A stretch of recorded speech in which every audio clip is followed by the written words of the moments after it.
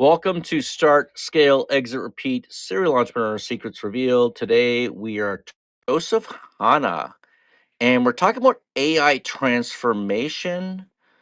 We're talking about how AI can help your startup, and we're talking about this on a podcast. You might not know this, but Start, Scale, Exit, Repeat is a live show on Clubhouse where you can come every Friday, 2 o'clock Eastern, and join us on the show. And it's a live episode, which means you can join us on stage as well, where you can talk about your challenges, where you can ask questions of authors, where you can actually share your expertise as well.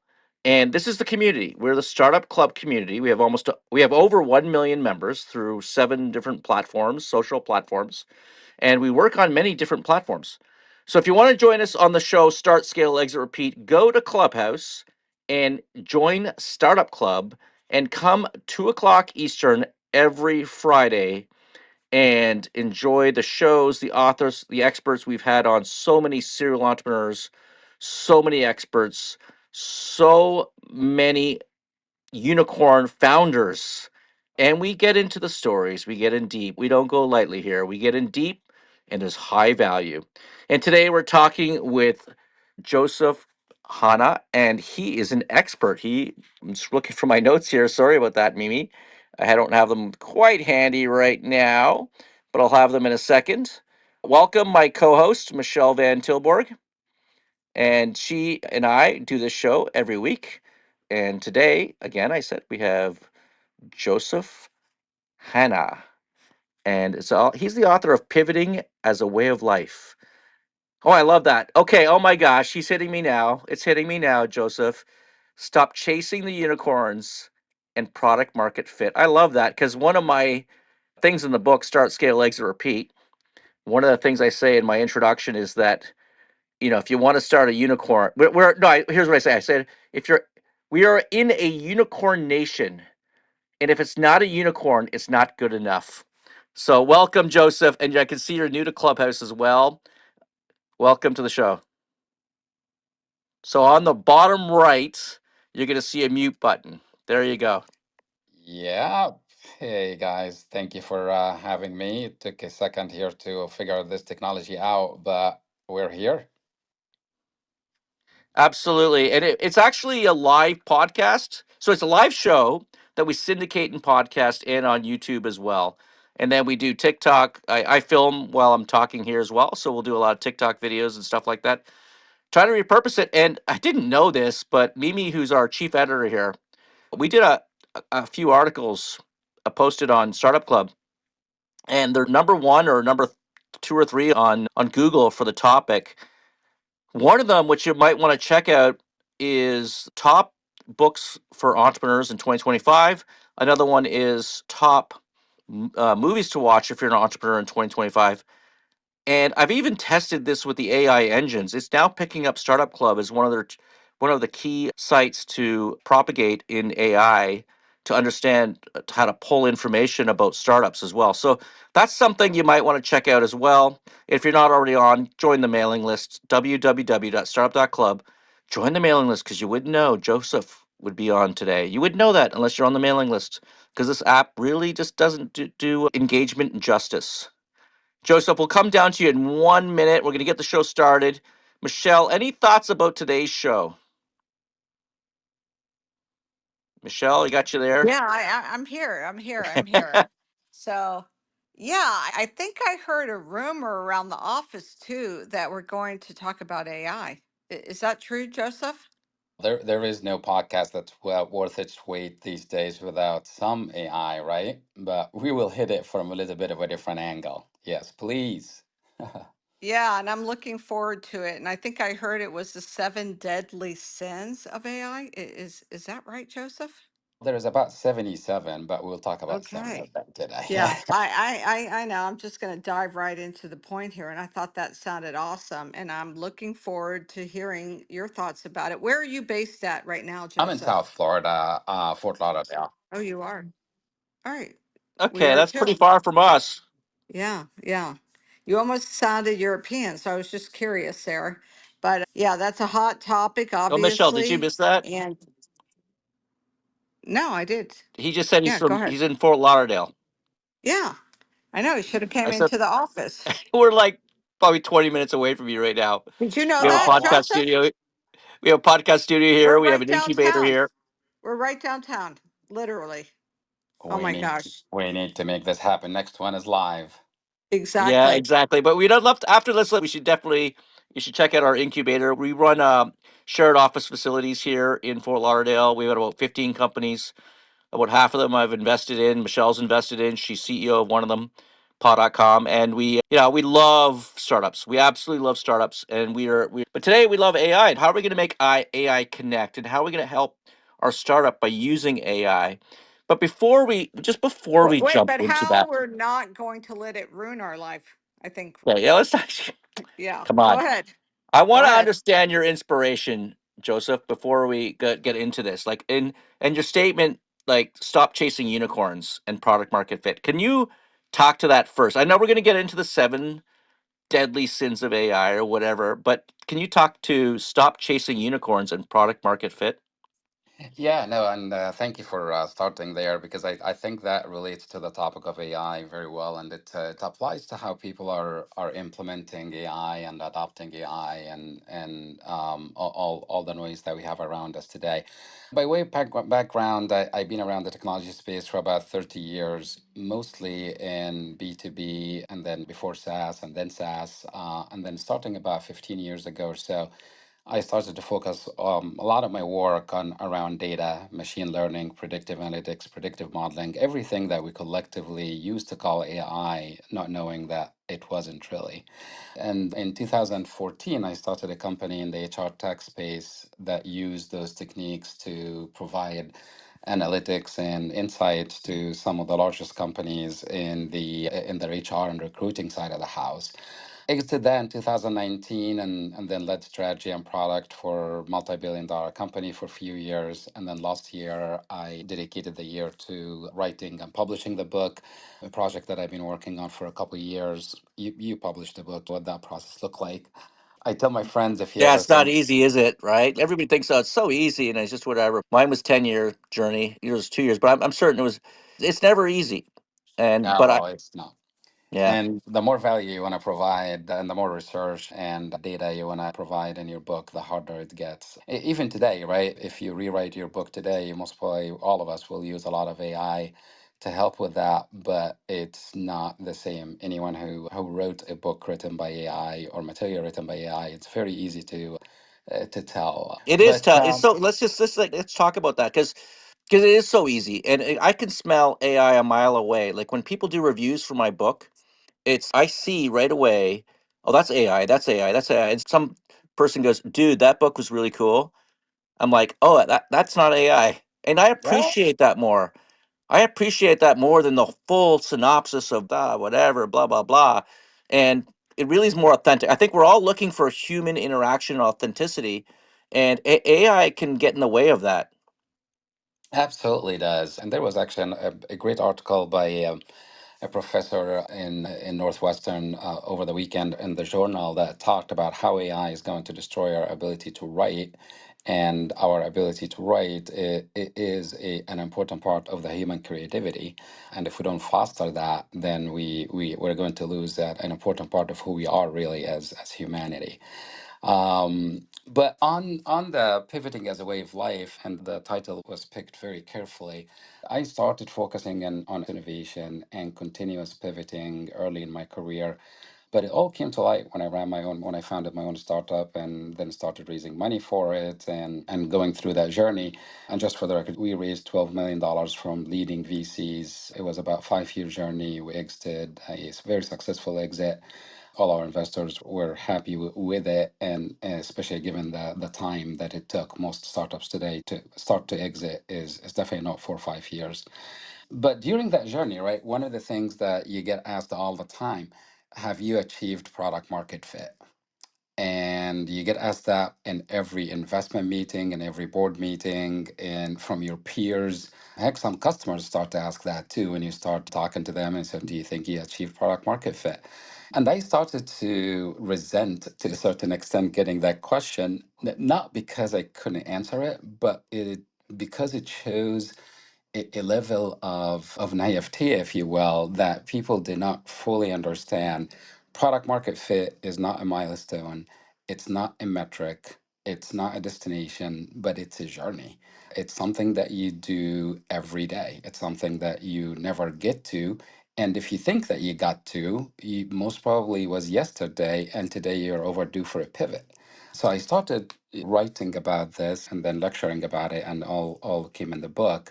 And what we focus on our research is that the idea of lasting product market fit is the arch nemesis of continuous innovation. It's the enemy of growth. It's the enemy of scale. We have all these theories and operating models that says here's how you operate until you feel that you reach the point of product market fit or quote unquote successful product. And then here's how you operate after. And companies, startups, product leaders within larger companies, they fall into that trap, and it has not served us well. And the metrics say that. We've been operating this model for 25, 30 years now, and the data is not encouraging. We all know that, right? 9 out of 10 startups do not make it to successful exit or successful journey at the end of the day. 8 out of 10 who raise a seed round do not make it to raise an A round. So there's something broken in the model, and we are not doing enough. And I believe that the product market fit ideology is one of those. So that's the kind of the genesis of how this all came about. The idea here is continuous innovation is what you need to do. You cannot stop. You cannot have a pre-PMF, post-PMF model. And if you feel that you achieved some sort of a fit and you're going to focus on a scale, then it's going to come back and bite you again in a year or two. So, is the issue that people are designing these services or building these products, but they're not getting traction because there's not a product market fit, or is it because they don't have the distribution and sales abilities? That's a great question. So the idea of the lean startup and the experimentation and innovation that we do, which we most entrepreneurs do really well in the initial stages of building their venture. We all innovate, we all iterate very quickly, we all fail quickly as we're building our products, right? We do that well. The problem is we get to the point when there is a little bit of traction, there is a little bit of customer acceptance of what we're doing, the product and the price and how we're selling it to them. It's solving a problem for them. And at that point, many entrepreneurs fall in the trap of, oh, I got something here. I'm going to stop innovating. I'm going to focus on scaling. I'm going to focus on distribution. I'm going to focus on channels. And all those are important. But in the process, they forget what got them here, which is innovation, iteration, lean methodologies, all those. And that's where the problems start. So, is it that they can actually hit it and connect with customers, but then they have to continue to innovate the product and make it better and better in order to keep the customers? Exactly, and not just to keep the customers, but also attract the new customers. If you think of kind of the classic definition of product market fit is you have a product that satisfies a certain need that a customer has at a certain price that make it commercially viable for the customer and for you in the long term. So there are three pieces, right? A product, a customer, and the economic structure of the product. In reality, all three of those components are changing every day. You cannot get to the point where you have that magic point of equilibrium between these three and you're starting to see traction, you're starting to see sales, and you stop. Your product need to continue to innovate. The technology is changing. The competitors are messing with you every day. Your customer their demands and their quests and what they are struggling with today is different from what they are struggling with tomorrow. Geopolitical risks that we are all experiencing today changes what their priorities are. Economic situation changes what their priorities are. What the competitors are doing in new technologies changes what they are looking for. The product need to change every day. The customer needs are changing every day, and then the price is a reflection, or the economic side of the house is the reflection of all of that. If you stop messing, I'm going to call it that, is you stop messing around with all these three components to continue to innovate, continue to evolve in all three of them, then you're going to die. If not today, it'd be maybe a year, maybe in 2 years, or maybe you're going to have a Kodak moment when you're 50 years into business. All right, I know you love data, Michelle. You're a data girl. Yeah, I know, but I'm How just, does data play in this, Joseph? I know, Go ahead, Michelle. I'm just trying to back up in my head right now because I love what you're saying. So, are you saying, let's just talk at a high level, that there's too much pressure? Like you have this like product or service or whatever it is, it does well, and then it's expected that you're going to be IBM or Apple or Tesla, whatever, overnight. You're suggesting that there's this kind of different way of looking at things. Like, can you elaborate a little bit more on that? Like, how do we do that? Because at least in the US, right, all these VCs, they put all this money and there's this hot pressure. Like, how do we manage this? It's a great question. So what we're proposing is you need to manage how you're investing your resources and how you're spending your time to balance the pressure of keeping the lights on, the pressure of current customers and current or immediate requests of customers to actually sell your product, and then innovations and pivoting and starting relevant in the market. And ultimately, if you want to run a very well run machine, and we do that with, we prove that with a lot of companies, large and small, you need a third of your investments going to keeping the lights on and dealing with technical debt and issues that you have in your product today. The second, and then a third, you need to invest in what your current customers are needing to continue to retain them, as well as acquiring new customers. So, what you need for your sales to close deals, that's a third. And then a third, in the long term, need to continue to be focused on innovation and what's next. That's what's going to keep you relevant. That's what we're going to feed your growth, your scale, and that's what's going to stop you from becoming a commodity business in the long term. And yeah, I think someone in the chat mentioned something about the long term versus the short term. 100% agree. The problem is there's the hunger to get to that point where you have product market fit and you're ready to scale. And companies start to make lots of mistakes around that. They go from marketing their product to marketing their brand. They go from focusing on innovation to focusing on sales at the expense of innovation. They go from the entrepreneurs focusing his time and energy on making sure that they stay relevant to where else can I get more and more of what I got today. And what we're advocating is you need to balance those two. Yeah, so it's don't be in such a rush, right? These things don't happen overnight. And yeah, I'm just still trying to figure out. I agree with you, but how do we're in this other pressure as startups where we need cash. How are you talking to the investment community? I'm curious, like, how that's being managed in this situation.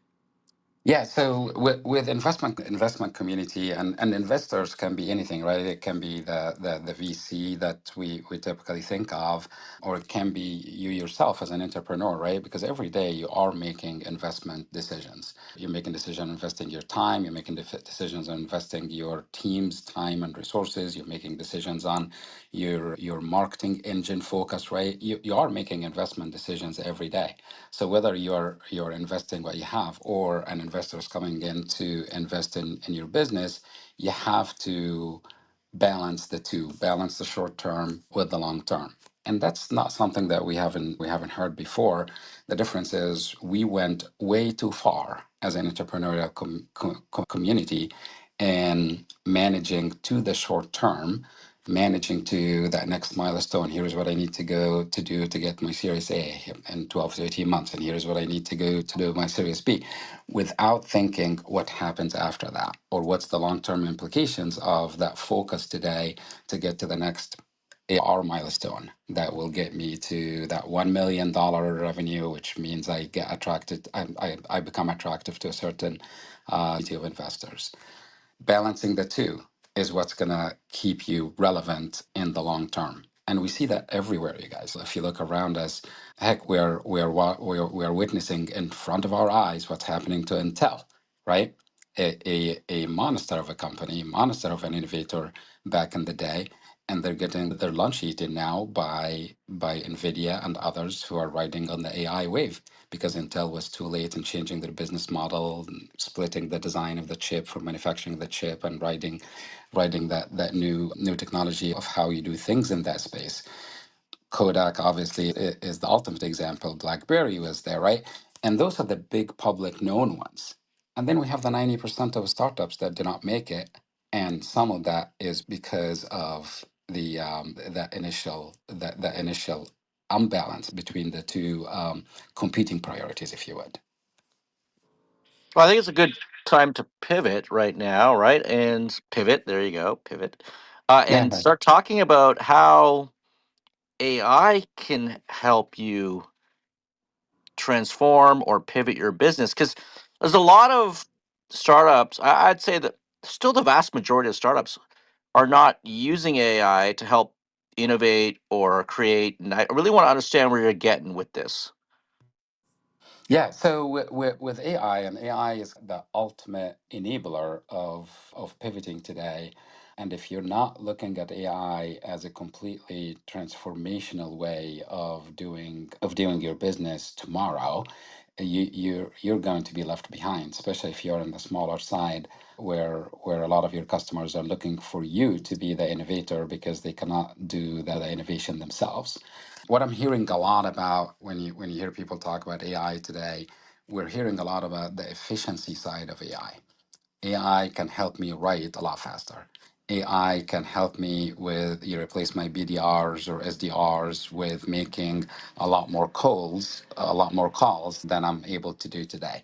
AI is enabling me to run my marketing engine. AI is allowing me to run a chat bot that takes away 70% of my customer service people. AI is running my ad campaign, and that's reducing my expenses in that area. So there is a lot of those implementations of AI technology that are amazing, but they are focused on taking something that we do today and making it Yeah. more. You guys still there? Yeah, we're here. Ah, okay, got it.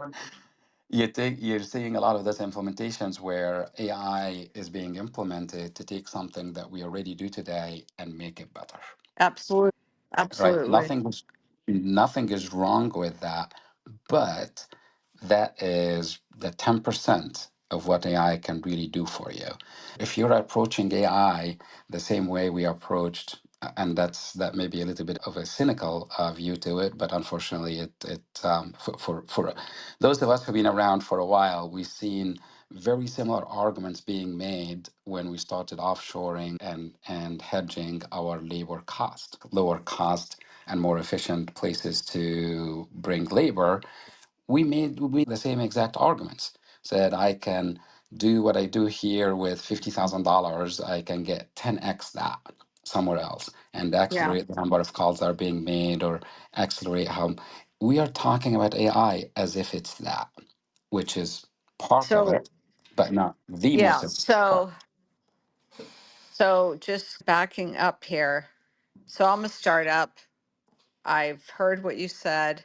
We're being pushed too fast. That's my interpretation into trying to scale and not really understanding what, as you said, the market fit is. And by the way, I'm going to come back to that in a minute. I'm curious, what are like the top three things that you would do right now if you're one of those companies? Because I totally agree with you. Like companies get thrown into this failed position because they're trying to scale and they're not ready to. And maybe the market's not ready to either. And by the way, just anecdotally, I'm adding on there, the market doesn't always know what they want.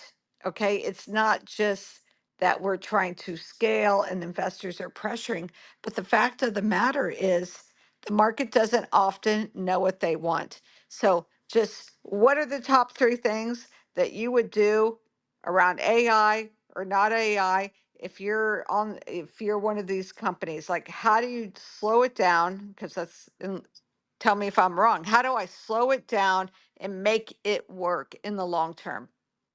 Yeah, that's a great question. So the first thing is stop thinking in the ideology of product market fit and start thinking about continuous innovation. How can I balance, right? So number one is to actually realize that what you're doing today or what we have been taught or what we have been pushed to do maybe is not the best way to do it. Maybe there are other ways to approach things that again is are not going to let 9 out of 10 fail and 8 out of 10 don't make it out of the seed stage, right?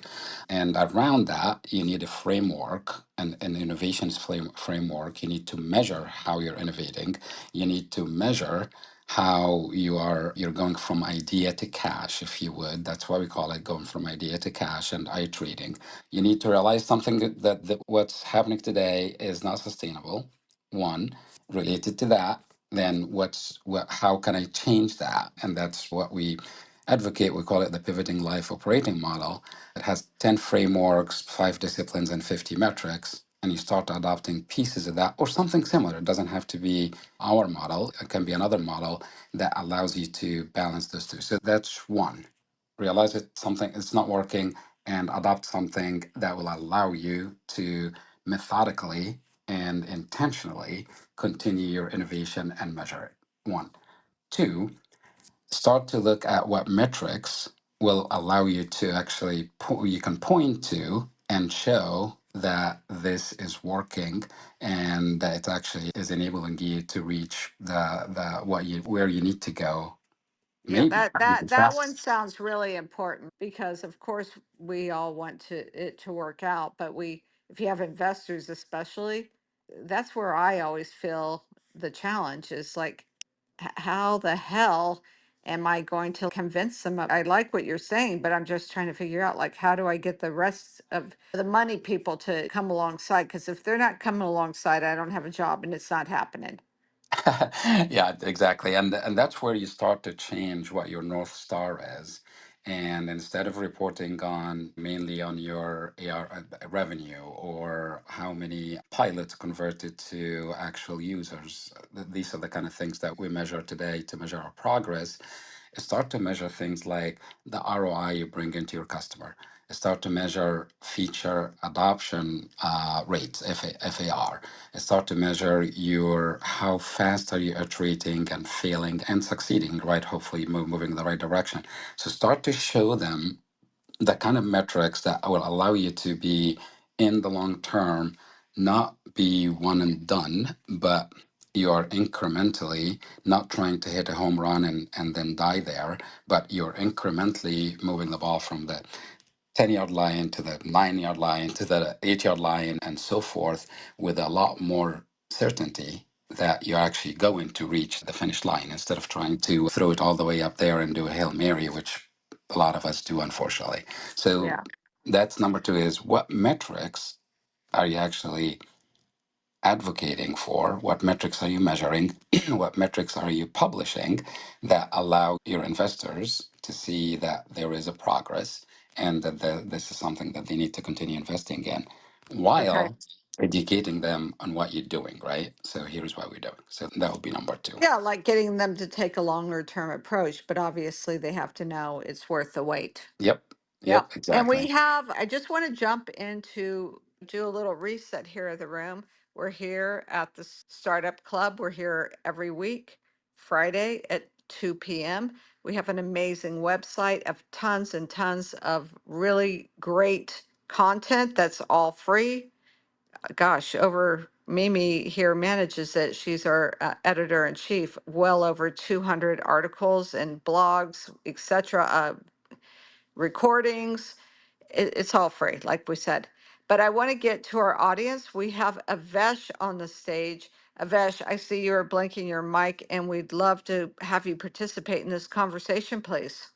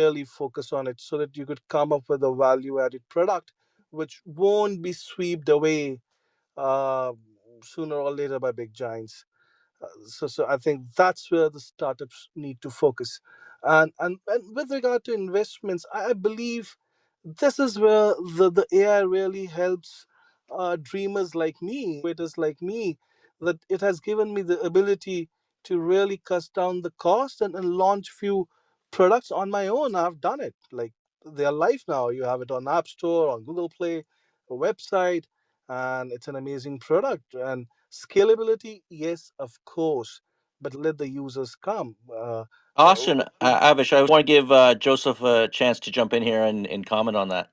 Yeah, no, that you raised two great points, and I appreciate that, Avish. I hope I'm saying your name correctly.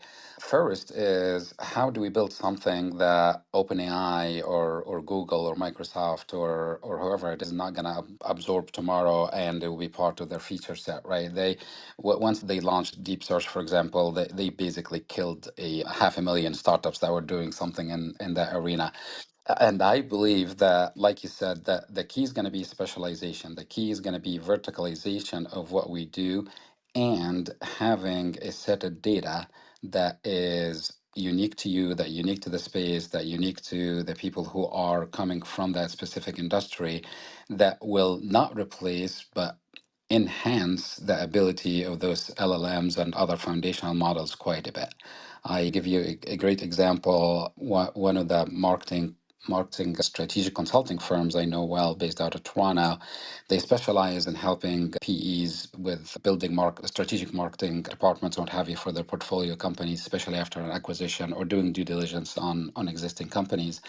And what they did is they built a product and they invested hundreds of thousands of dollars to do that, built an AI product about to be launched where they took all of their data from 20 years worth of working with marketing, what's successful, what's not successful, what the results of different campaigns they ran, how is that different per market, per size of company, what have you. They took all of that data and built on top of the foundational models to train AI to be smarter about building the highlights or the bare bones strategy that a company can start from, or do due diligence and research on a company that they're looking at that goes deeper than the general model, if you would. And that's an example of a company that is doing two things. Number one, they use their own proprietary data to create something unique. That's one. And two, they created a new product, a new market for them. So AI is not just something that makes you more efficient, but they created a new product that will allow them to get leads to their higher end strategy work. So completely agree. That's how the small guys are going to win, because the foundational models, the LLMs, are going to continue to get smarter. They are continue to replace a lot of the generic models that were and companies that are being built today. Oh, absolutely correct. You raised something which has been running on my head for the past couple of days. Proprietary data. That's the word. But you know what? These big AI giants, plethora of litigation. It's all copyright infringement. You're gonna see in the coming 2 3 years. Probably, I want to be the Robin Hood. All so many small businesses who have gathered data for their efforts of past 20 years. Let me give an example. For example, a case law database gathering the judgments of high courts and supreme courts for the past 40, 50 years. Suddenly, boom, ChatGPT gets into and takes all their data. Tomorrow, we're going to file a case against ChatGPT, and they, they have to compensate us. So this data usage, like you said, the proprietary data, that's very important. But how a startup is gonna gather that data overnight, that's again a question. If you have heard, Midjourney is facing a lawsuit soon. So this is a very interesting development in IPR, intellectual property rights.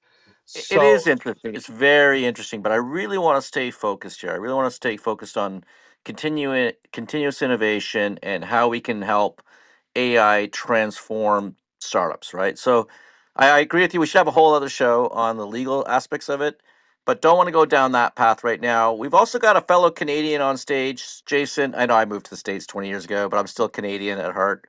And but Jason, there you go. You're I hope you come back when I'm running for prime minister. I need your vote, brother. I know you keep talking about it. We got a new That's election next coming up decade. there. It's next decade though, so you got some time to bask in the sun. That's But it was okay. snowing more in Florida the other day than it was here in Vancouver. All right. All right. Sounds good. So, Jason, do you have a question for Joseph? I guess I just will get your perspective because based on what the last speaker was saying, I do think it advantages the little guy more than the big guy. And I just gave some examples in the chat, but just I think it's like how Microsoft had more resources, but Gmail still outdid Hotmail. Microsoft bought Hotmail because it was the best, but Gmail still outdid. So that's an example where I don't think money and the big corporations are as much advantage as a little person because look, I give an example. I don't have a co-founder. I thought I would have found her and I would have married her, but I didn't find one. And now I'm using AI to produce songs at $10 a month. I think my songs are going to be better than Microsoft songs, Google songs. Like it's so much more of an advantage. They didn't need a $10 a month app to produce songs if they wanted to get in that business. They have the money. They just don't want to get in that business. But my songs are still going to be better because that's my specialty. Money can't outdo a specialty. So if you're a startup and you have a specialty, I don't care how much money Microsoft has or Nvidia has. If you're a startup and you have a specialty, you're not as much of a even for to get it sued. Like they're not going to benefit as much if they sue you as if they sue the big guys. Those big guys are always in court. Bill Gates was always in court when I was at Microsoft. I said I don't want to do that. I don't want to be in court all the time. So I started a company that does everything for free. If you want to sue me, you're not going to get anything. So I do think that the small person is advantaged more, because if we reduce costs by not having to hire staff, that helps us more than if Microsoft reduced costs or NVIDIA reduces costs using AI. What do you think? I'm done speaking. Yeah, it's again, there is so many threads there. I will make an analogy that I don't like to make usually because there is a huge difference between the two. But for those of you guys who were around when cloud came about, right, where the idea of, and instead of having your own data centers and your own servers and hosting your applications, now you can put everything in the cloud. That was transformational to all of us, right? Our cost of starting a business went down significantly. Our ability to run that as an OpEx instead of CapEx was a big deal. AI is going to be a lot more transformational than that in the long term. But let's use that analogy. A lot of people back then, when the cloud started to come about, attempted to compete with the big guys in building their own clouds. So we saw private data centers doing private clouds. We saw many companies attempting to build clouds to compete with them. At the end of the day, there are 4 or 5 clouds that everyone uses now. They won. They are the big guys. And companies that succeeded in the long term accepted that and started to build niche products and niche solutions around that foundational cloud technology that helps companies adopt it, help companies with security around cloud, help companies understand what's running around cloud, help companies manage their cloud spend without building another foundational cloud technology and infrastructure. And that's exactly what's happening today. The foundational or attempting to build another LLM or training a model from scratch, that problem has been solved. That is gone. So if you are attempting to look at AI and attempting to build a startup today and looking for opportunities around AI, you need to build things that allows a consumer, allows a customer to take advantage of those foundational models and infrastructure that was built by the big guys, and either make it simpler for them, either make it very specialized, as we spoke with the previous person, or make it a solution that allow them to do things like safety, computer vision. Computer vision, the LLMs now and the foundational models can do that, but they do it in a very generic way. You can take that and apply it to safety, apply it to impairment detection, apply it to, again, very niche, very vertical type solutions that at that point, the customers are going to be buying the solution. They're not buying the AI. Customers want solutions, whether that's AI based or otherwise. That's something up to you as an entrepreneur to figure out how you're going to implement it. And AI, in that case, unfortunately, is becoming a buzzword and people using it as a marketing technique. But at the end of the day, customers want solutions, and whether that's written in a language 30 years old or written in AI is secondary to them to a certain extent. I hope that helps. Yeah, I have a bit of a different way of saying it, Joseph and Jason. To me, it's like Iron Man. You know that show Iron Man? Yeah. You know the one with Tony Stark, and he slaps on that Iron Man suit, and he becomes a different person, and he's able to just change the world. Like to me, it's not a like. I feel like the cloud was a 2 to 1. It doubled your productivity, but I feel like AI is it's not 10. It's not even 10x. It's not. I think it might be 100x. Right. I find that with AI, that if you're a jack of all trades, you can literally do a little bit of everything. Like today, I'm working on a private placement memorandum for a company, and I'm using now. I'm doing a lot of work myself, and there's different ways of interacting with these models, right? You can use them for research, but I also sometimes I just write down raw stuff, and I don't care about my writing style really anymore. I just focus on the information, and then pulls that into a format that I need for the PPM. And honestly, I paid $25,000 for this PPM, a similar one, about 12 years ago, and I'm not quite done yet. Don't get me wrong. Technical problem here.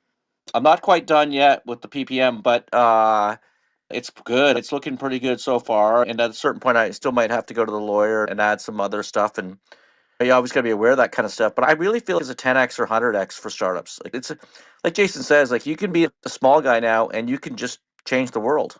I wouldn't be surprised if we see the first unicorn solopreneur. Any thoughts on this one, Joseph? I know Yeah. I might be pushing a little too far. I lost you guys for a couple of seconds here. You still there? Yeah, we're still here. No, we're still Yes, here. yes, We're still here. yes, Oh, okay, So okay. did you yeah. get my Yeah, yeah, yeah. analogy? Sorry, did you get my analogy about the Iron Man, the whole thing, 10x? Oh yeah, Yeah. yeah. I got that, and I think Sam Altman was the first one who said it's not going to be too long before we see a one man unicorn, right? Unicorn startup, which is I think it's going to be longer than most expect, but it just says something, right? It says how fast we're going, says how quickly we can change the we can move the needle on our speed and coming up with a solution that didn't exist yesterday. And the example that you used is perfect, right? You have a private memorandum, or if you are writing a market research business plan, right? I don't know who writes business plans still, but being able to have that 24/7 partner next to you who understands everything about business and read every single book and every single publication, again, whether that's legal or not, that's beside the story. Now we take the advantage of that, right? And knows a lot of what will take you years to garnish. And if it gets you to 80%, then that's 80%, right? I tell you, one of the things I tell not early startup, not solopreneurs, but maybe a company that has a bit of revenue, achieved a little bit of maturity, when they are looking to adopt more AI, one of the mistakes that they make is they think that they can get that from the top down. They think that they can get their quote unquote IT department or chief product officer or the entrepreneur, if he or she is more product oriented, to figure out the roadmap and mandate or help the company move and transform into what AI in the future is going to look like and how they can take advantage of it. And that's maybe out of the seven mistakes I talk about, that's maybe the biggest mistake that companies make. What companies need to do is to enable what we call bring your own AI, BYOAI. Allow their people to figure out what is working for them and then figure out how to take that, make sure it's secure, make sure the data makes sense, make sure it's an enterprise grade, and see how others can take advantage of it. If the AI transformation in a company, 9 out of 10 times that are successful is going to start from the bottom up. It's not going to be a mandate from a CEO or a CIO. So that's very similar to what you're doing, right? You found a use for AI to help you with something very specific, and you likely created few very unique prompts to get there that others can take advantage of. And if you're part of a team, now you can share that. So that's an example of bring your own AI to an organization and then scale it.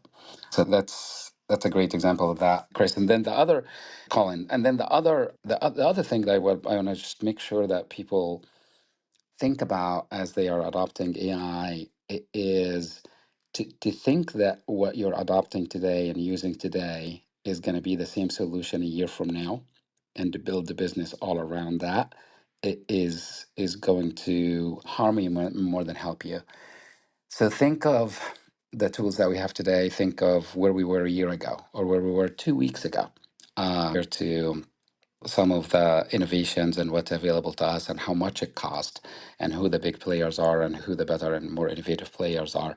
The landscape is changing so quickly that if you try to build a business around one player or around one tool or around one technology, it's likely going to fail you, or some other technology is going to come up that's going to be better that a competitor is going to use and they're going to leapfrog you.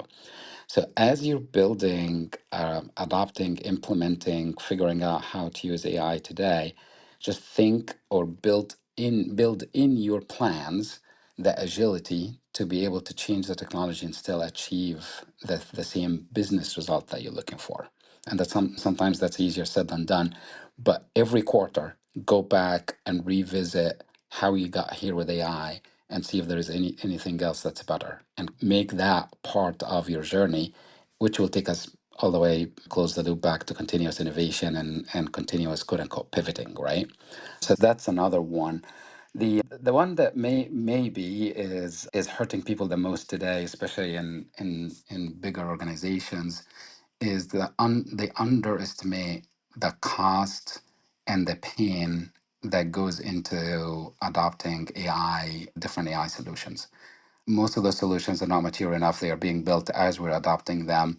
Most of them are going to change tomorrow. Most of them don't have the level of security that you're looking for. Most of them need data that they don't have today, that you cannot you cannot forecast today. And they underestimate, they can think, they go to their board or their investors or announce publicly, all right, within the next quarter, we're going to replace 25% of our customer success or agents with AI, and we're going to be successful doing that. And in most cases, that that fails because they underestimate the complexity of taking a solution that worked for one SDR, one BDR, or in one use case, and scaling that, make it operational, make it an enterprise-wide solution. I will pause there because I know we have only 5 minutes left. So those are some of the things that we advise people to start thinking about as they look at into adopting AI. I think this has So been a great conversation. Colin, I think we need to have Joseph back on here again. There's so much that we didn't even touch, and he could even come into the office. But you've given us a lot to think about, and I'd really love to dive more into what a framework would look like in this kind of new company that you're envisioning. I'm thinking very Star Trek right now. Colin, I are love you it. there? Yeah, I love that. Star Trek. Here you go. In my book, I use movies as anchors for every chapter. So there are 10 chapters, and every chapter is anchored by a movie or a show. I use Schitt's Creek in one of the Love that show. chapters to talk about pivoting, right? Yeah. But for AI specifically, I used Minority Report. And I will leave you with this thought. I just as use 30 seconds here. Minority Report, obviously Tom Cruise, and the idea of that there are precogs that see the future and forecast that someone is going to commit a crime before they commit that crime. And it's 20 years old movie now, but there is a lot of AI there that applies today as much as applied back then. But there is a specific scene in that movie where Tom Cruise, in his role, is trying to run away with one of those precogs from his colleagues that are just as trained and as well equipped as he is, and he's trying to outsmart this whole team.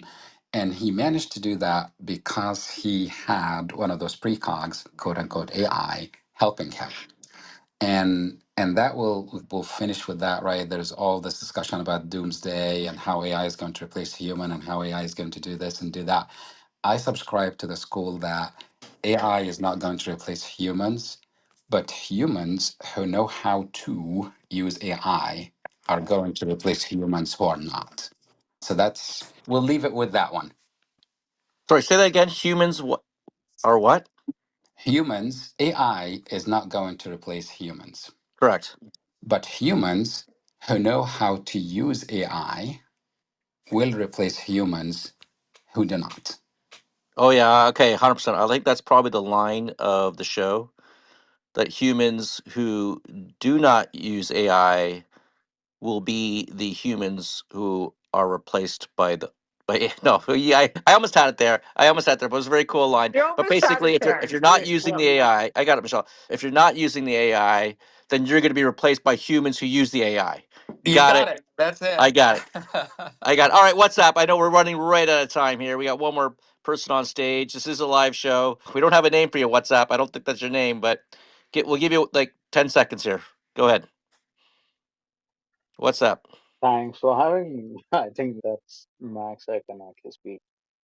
I'm sorry, we're having some technical difficulties there, and we don't have your name, so I'm going to move you back to the audience. I'm sorry, we don't have it. If you want to come on stage, just please, when you're in Clubhouse, give us your name. This is an environment that's really authentic.